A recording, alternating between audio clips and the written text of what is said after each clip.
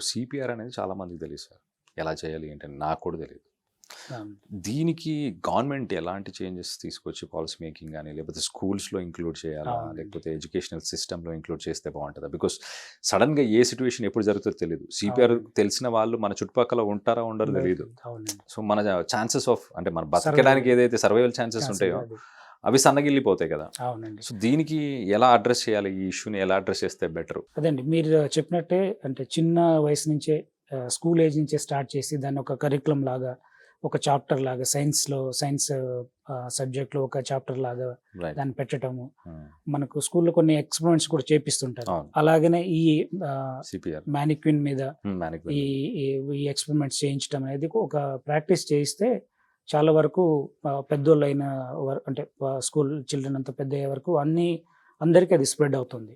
కాబట్టి అంటే ఎంత ఎక్కువ మందికి ఆ అవేర్నెస్ ఉంటే అది అంత అవైలబిలిటీ అనేది ఉంటుంది కాబట్టి ఎందుకంటే మనది హ్యూజ్ పాపులేషన్. సో చాలా మందికి తెలిసి ఉండాలి ఆ టెక్నిక్. తెలిస్తే కానీ మనం చాలా మంది సేవ్ చేయలేం. సడన్ గా అంటే మన దగ్గర బేసిక్ ఏంటంటే ఎవరైనా సడన్ గా కొలాప్స్ అయినప్పుడు ముందు ప్యానిక్ అవుతారు.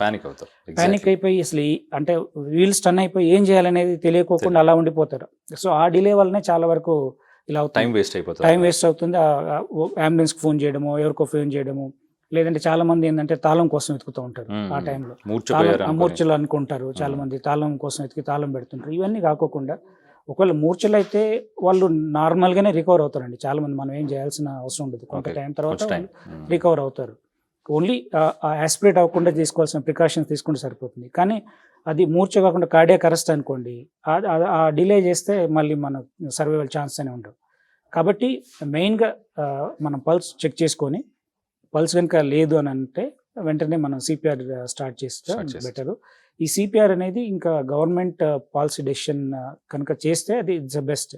సో స్కూల్స్లో తర్వాత ఈ స్పోర్ట్స్ ఈవెంట్స్ జరిగే దగ్గర తర్వాత అన్ని చోట్ల ఎక్కడెక్కడైతే అంటే మాస్ గ్యాదరింగ్స్ ఉంటాయో ఆ చోట్ల కూడా అట్లీస్ట్ కొంతమంది సిపిఆర్ ట్రైన్డ్ అయిన పర్సన్స్ని అక్కడ ఉంచే ఏర్పాటు చేయడం, వాలంటీర్స్ని.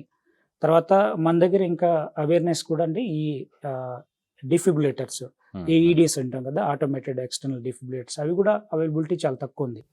సో అన్ని చోట్ల అంటే ఈ మాస్ గ్యాదరింగ్స్ అయ్యే చోట్ల లేదా మాల్స్లో, షాపింగ్ కాంప్లెక్సెస్లో, తర్వాత అట్లాంటి చోట్ల ఈ కంపల్సరీ ఉండేలాగా ఎట్లయితే ఫైర్ సేఫ్టీ ప్రికాషన్స్ తీసుకుంటాం మనం, ఒక బిల్డింగ్ పర్మిషన్ ఇవ్వాలంటే ఫైర్ సేఫ్టీ ప్రికాషన్స్ తీసుకుంటాం, అలానే దీన్ని కూడా కంపల్సరీ ఒక ఏఈడి ఉండాలి మీ సెటప్లో అనేది ఇన్స్టిట్యూట్లో లేకపోతే ఇక్కడ ఉండాలి అనేది ఒక పాలసీ కనుక చేసినట్టయితే అది అందరికి ఉపయోగపడుతుంది.